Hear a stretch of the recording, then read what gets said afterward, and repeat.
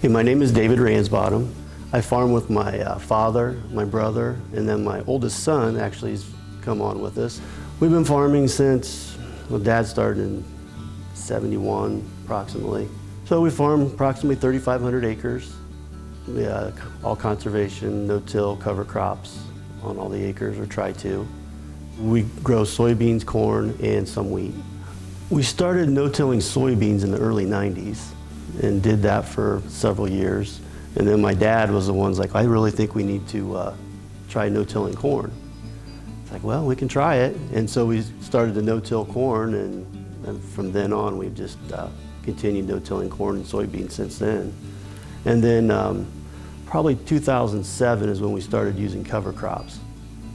And then we've used cover crops on our acres ever since then. So in this area we have a lot of hills, and we were having a lot of erosion with the way we had been farming. So we decided we needed to look at doing something different as far as the conservation farming. We're not losing our topsoil like we used to. And before or after heavy rains, we'd have to take our bulldozers out and actually push the topsoil back up into the ravines and, you know, fix the fields up, where we don't have to do that anymore with the farming practice we're using now. We have like filter strips along all of our ditches that run through our properties. But the big thing is just the no-till and the cover crops. You know, that's the biggest benefits to everything, I feel. Our main cover crop is annual ryegrass. And then sometimes we'll put crimson clover, some rapeseed. And then we actually started growing wheat probably 5 years ago. So we grow 150, 200 acres of wheat every year. And then after the wheat, then we'll do like a 16-way mix of cover crops. The soil is definitely more resilient now than it used to be. It's much more forgiving. It seems like now we're getting so much more heavy rains in the springs, and these soils seem to handle it better with the cover crops. Having a living cover holding the soil in place year round. I mean, you can just tell that the soil is in so much better shape than it used to be. Or go out there and take a shovel and turn over the soil and there's earthworms that fall out everywhere. Well, talking with my agronomist, because he has other customers who actually still do full tillage and, you know, other concepts and practices in farming.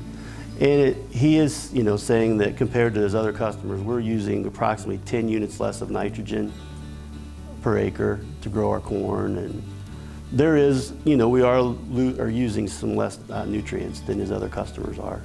But we don't have the expense of all the tillage equipment and the extra manpower to make all those extra trips. We plant green. We don't terminate them early. We want them to grow as long as they can, and then plant into them and then terminate the cover crops. Well, this year the annual ryegrass was like 3 feet tall, and we're planting into it. What we found with the benefits of planting green in especially our heavier clay soils, is just the crusting problem we used to see before. Is we would plant, and then if we would get a rain and then it would warm up again, that soil would seal over, and the seedlings would not want to come through that layer. But planting green, the ground is just, it's just a mat of roots. So there's really nothing there to seal over. So that's the main benefit we've seen with planting green on our heavier soils. Because we've been, farming our soils one way for so many years, it's going to take a few years to get it back to where it needs to be to no-till and cover crop successfully. You have to do it several years and put the whole system in place to get the full benefits, because it is a long-term investment in my mind.